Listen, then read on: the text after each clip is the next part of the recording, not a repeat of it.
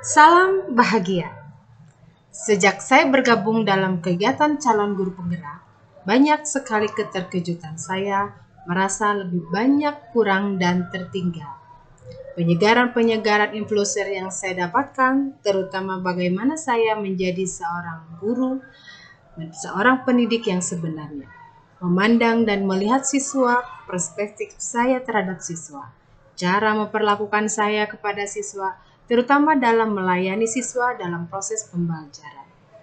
Setelah memahami dan mendalami materi di modul 1.1 dan 1.2, banyak yang harus saya benahi.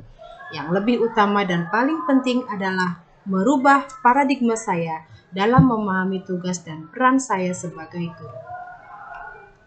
Dalam modul 1.1, kita kembali diingatkan, disegarkan kembali mengenai falsafah pemikiran Ki Hajar Dewantara dengan 3 perisainya, yaitu Ingarso Tulodo, Ingarso Madya, dan Tutpuri Handayani.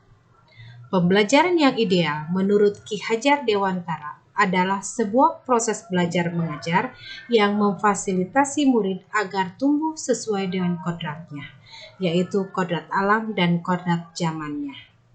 Di kurikulum Merdeka, menurut Ki Hajar Dewantara, mendidik dan mengajar adalah proses memanusiakan manusia, sehingga harus memerdekakan manusia dan segala aspek kehidupan, baik secara fisik, mental, jasmani, dan rohani.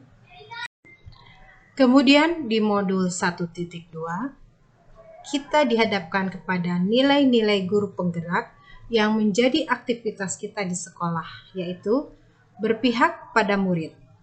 Yang kedua, mandiri. Yang ketiga, reflektif. Yang keempat, kolaboratif. Dan yang kelima, inovatif. Sebagai guru penggerak, kita memiliki kewajiban untuk dapat tergerak, bergerak, dan menggerakkan, baik untuk dirinya sendiri, untuk sekolahnya dan komunitas belajarnya, dan untuk lingkungan sekitarnya. Nilai-nilai guru penggerak ini memiliki keterkaitan agar pembelajaran bermuara pada tujuan utama, yaitu profil pelajar Pancasila. Momen yang paling penting dalam proses pembelajaran pada modul 1.1 hingga modul 1.2 adalah kita sebagai guru penggerak didorong agar terus semangat, terutama menerima dengan siap segala perubahan yang terjadi. Hal-hal baru yang kita temukan dari fasilitator, instruktur, dan pengalaman-pengalaman dari guru-guru hebat di berbagai satuan pendidikan dan di berbagai wilayah. Kita berdiskusi, bertukar pengalaman, merefleksi, dan saling memberikan masukan ide, baik untuk pembuatan tugas maupun dalam metode bahan ajar. Perasaan yang saya rasakan, saya merasa bersyukur diberikan kesempatan bergabung di komunitas guru penggerak ini. Saya mendapatkan banyak ilmu, terutama banyak ide-ide yang dapat saya terapkan di sekolah saya. Sebelum saya ikut kegiatan calon guru penggerak ini, saya merasa cukup. Tugas saya dalam mengajar merasa sudah baik.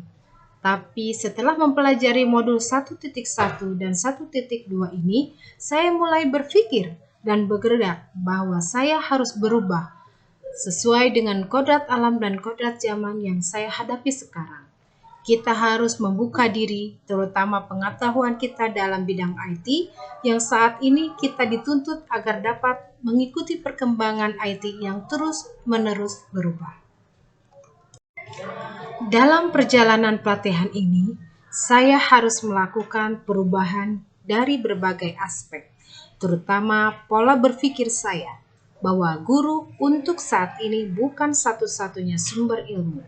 Guru harus melakukan pembaharuan yang menyeluruh, dimulai dari diri sendiri, yaitu memahami peran, tugas, dan kewajiban kita sebagai guru.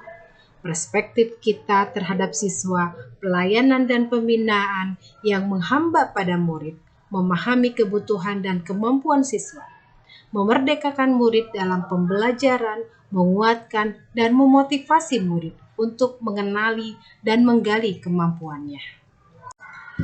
Demikian pemaparan saya pada tugas kali ini.